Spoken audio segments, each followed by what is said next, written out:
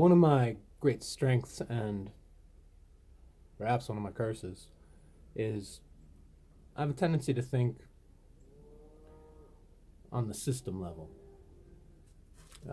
Some people can focus on the next step in front of them and optimize their steps. I end up asking a lot of big questions. What are we doing? Why are we walking? What's the goal?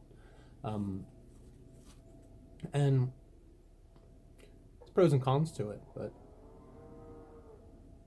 it does lead me to have some interesting conceptual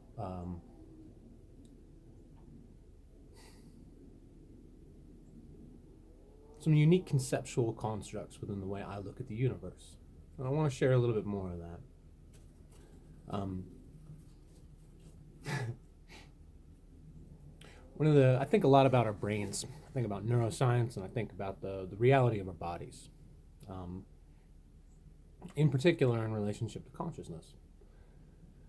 Because we as a society don't collectively spend very much time analyzing what is consciousness, you know? There might be there might be neuroscientists who are trying to understand it, but they're not close. Philosophers, you can get into the I think therefore I am. And in the broad strokes, we've kind of dealt with it, but in many ways, I feel like it becomes lost before it's useful, maybe. And certainly, it's interesting that all of our ideas are more or less rehashed from, like, the Enlightenment. I'm still talking about Descartes. We're still talking about like these are old ideas. And it's interesting how much of the rest of the world is developed and refined and advanced, and yet in some areas that are core to our experience of life, we've accepted Victorian era concepts and just well, that's good enough. We got it. You know, it's interesting that we talk about it. Like the closest we come to a conversation about consciousness collectively is around mental health, and mental health is a popular buzzword, and I'm glad to hear that we're talking about it more. But it's an interesting rephrasing. You know, um, what does mental health mean? Even just ask yourself for a second. Define mental health. Like it was an essay question, and you got that paragraph prompt. And when I reflect on it, I don't have an immediate answer. Yeah, I could use my creative linguistic wordsmithing to produce something which sounds deep and complex, and it might be. But that's because I practice. It's an act called defamiliarization. It's basically the skill of saying something that somebody's already heard before, but saying it in a way that doesn't feel familiar to them so they can re-engage with the concept like it's new. It's a way to overcome cliche. If you think about things like Buddhism, be in the present moment. Well, everybody's heard that, and the concept is so immediately understandable that it's cliche, right? So people who don't have any advanced conception of what it means to live more in the present moment, a kid can say, live now. And an old man can say, live in the present moment. But the depth of that experience of what it means to relate to the present moment is this wonderfully rich, wide spectrum to, from an absolutely shallow, everybody knows the only moment is now, very literal, very practical, very measurable, and definitional dictionary. And you could spend your whole entire lifetime being a Buddhist monk meditating in silence, and you'll say that the key is to live now. And both people can say the same thing, but we don't differentiate that. So, in order to access the depth that many things in life have, very similar to the idea of the present moment, I practice a technique called defamiliarization. And basically, it's to say something about what is obvious to everybody. We've all heard it, but in a way that allows your mind to treat it like it was a new concept, like a new beginner. Because when your mind has an idea that it thinks it's new, it engages an entirely different set of systems. Versus when you already think you know something, you stop listening, even before somebody opens your mouth. We all know this. If you're ever in a fight with your partners or your parents or your friends, or we all, oh God, here it comes. We know this. Yeah, we get it. You blah blah blah. And in your mind, you've already heard what you think they're gonna say, and you've already said, okay, well, he always says that whenever he doesn't show up, and so your mind doesn't allocate a lot of resources to analyzing what it already understands. It's a concept of evolutionary efficiency in mammalian brain structure. More or less, it's one of the basic underlying principles. Evolution doesn't like waste. It does not like waste. So everything that we have has incredible efficiency built into its system. So I think about things like this, and I think about consciousness. And I had an interesting image this morning that I wanted to share. A lot of what I'm interested in is in the area beyond technical measurement. So, science basically values that which can be measured and replicated. That's the scientific method, right? You have an idea, you test your theory, and you form a thesis, and you get your results.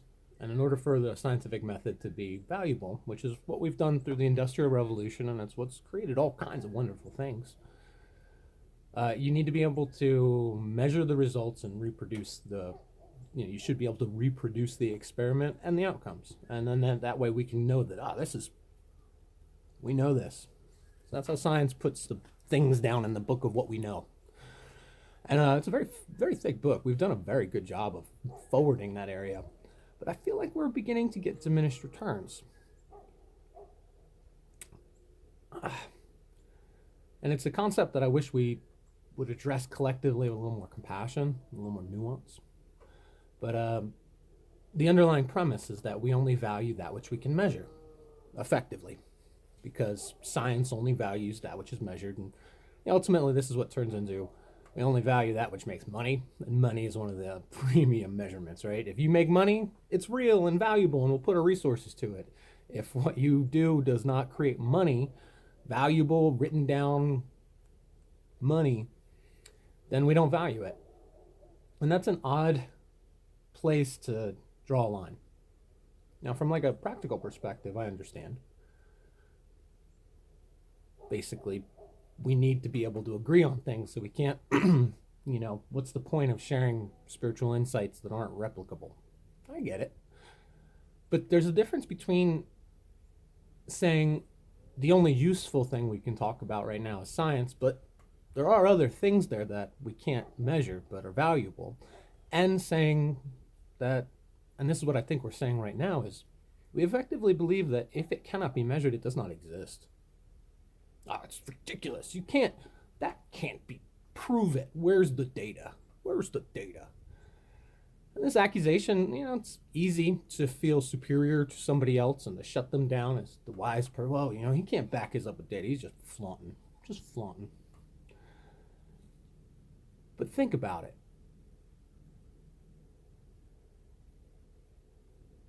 It's a very odd way to delineate reality by saying reality is only that which I have tools for measurement.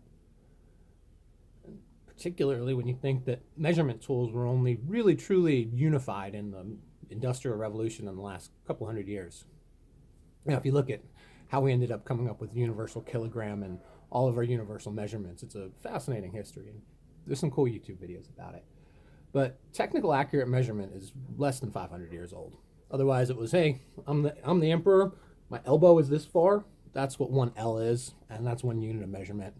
And it was arbitrary. How do you agree upon what an inch is if there's no standard? So you just have to arbitrarily choose one. What is a kilogram? It's an arbitrary measurement we chose. But it was really useful for forwarding our understanding of how things like material science works, and combustion engines, and all the wonderful things like engineering and science and math.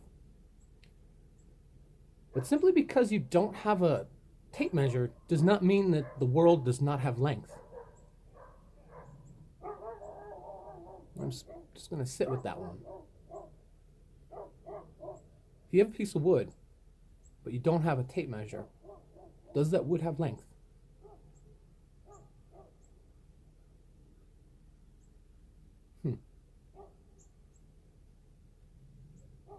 I would argue that it does, but you could probably get into some interesting conceptual nuances there, but broadly you understand the point, right? A thing has length despite our ability to measurement. And maybe it's going to be a while before I have a measuring tool.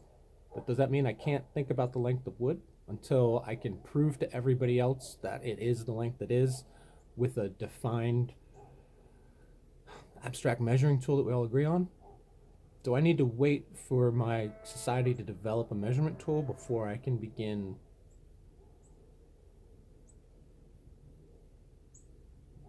my own relationship with the length of things? And the answer for me is obviously no. It's not better to be measured, sure. I guess. But I can eyeball stuff. I like measuring things when I build it out of wood, and I like eyeballing it too. I can use all kinds of other systems that create a functional outcome without being technically measured at all. And I believe that the area of consciousness should be considered in the same light as that piece of wood without a measuring tape.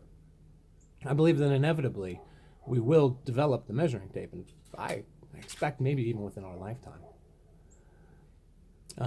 But where I sit right now is I understand that the relative piece of wood in front of me that I can see in my mind, it has length, and that I can begin to manipulate and expand and create geometries. And there are further complexities which can be developed in this area. We just simply don't have the tools which allow it to be considered profitable by science, because we can't measure spiritual growth. There's no tool for the weight of my soul. But does that mean that souls don't have weight? There's no way to compare somebody's, lots of things. The complexity of somebody's abstract conception. We got some crappy IQ tests and stuff like that, but what I'm saying is that we should be more conscious that in some areas we are dismissive of ideas because we don't have the tools for measurement. But instead of dismissing the ideas, what we should do is to create an understanding of the spaces that don't yet have measurement tools. So, for example, when you look at the confluence of spirituality, neuroscience, breathwork, there's some really interesting overlaps where these fields are coming together, but we don't have a unified measurement tool. But you look at what happened with magnetic resonant imagery, MRIs, right? Those made a big deal. We could see inside of live bodies with magnets. Crazy. Then we came up with functional magnetic resonance imagery, which is fMRI, which is what allows us to see live what parts of our brain are activating. That's had huge breakthroughs that changed our understanding of what was going on. So our concepts before we had fMRIs were based on the measurement tools we had before that, and the fMRI overthrew a lot of ideas. And we said, we got the tool, so let's change our update. But I'm tired of waiting until we have the tool to collectively say, now that I realize that I can measure this, you're right, there is a lot more going on here. Because I don't believe that's the way life should work. I believe that as humans, we are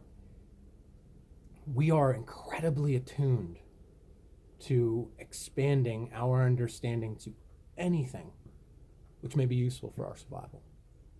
That's the great gift and skill of our evolution.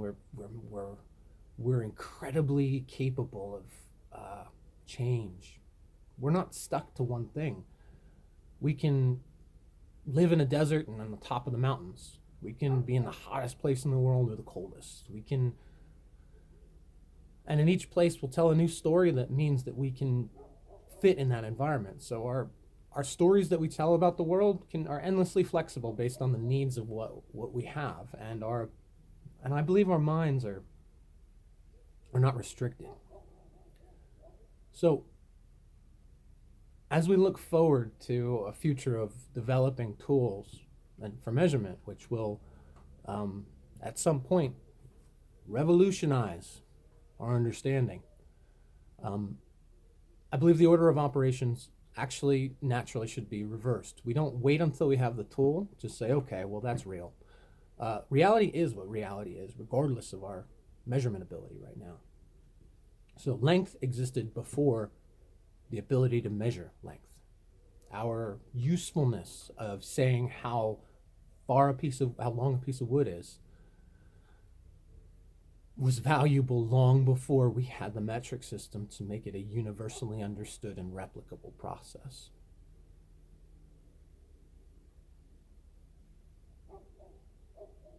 So I want to ask you to challenge yourself to think about this idea. What areas are you restricting your understanding and conception of life and consciousness? More relationships? Or I think the field is wide open, actually. There's more that is yet unmeasured than that what has been measured. And so when I think about consciousness, I envision 50 years from now when we've had two major revolutions in measurement technology. I believe we're going to have the next generation of fMRIs, which are going to create high resolution measurements of our brain, which are trillions of brain cells creating complex patterns. And that's going to change the way we do everything. And and when that change happens, the new generation of scientists is going to look back at what we're doing now and just be like, oh my God, it's embarrassing that. I mean, I get it. It was a sign of their times. We are going to be judged very poorly by the future, I believe. Very restrictive thinking, and so I imagine that. And this is what I'd like to cultivate: is the reality right now is available to us. Our brain has the ability to sense the things which have yet to be measured, but which are going to be measured. The influence of spirituality and thought. Now, I, for one, believe that consciousness will be viewed as a force of the universe, much like gravity and gravity and magnetism and the basic forces in the universe. I believe that with enough time, we'll come to view consciousness as existing in tandem in the same way gravity does. But we don't have any tools for measuring consciousness right now, so but gravity existed before we could, before Newton came up with the model for measuring gravity. The planet still spun around the sun before Galileo made a big deal about it. And our denial of whoa, you can't prove that the Earth spins around the sun. There's no tools for measuring it then, and it was totally dismissed. But the reality that the Earth was spinning around the sun existed despite our attitude and despite our ability to measure. And right now, the same thing is occurring. There are realities which you can interface with, which we can expand into, which we can develop. Carpentry existed before technical measurement. People built shit out of wood before we knew how to be specific. And right now, that is where we are with consciousness and the mind and ourselves.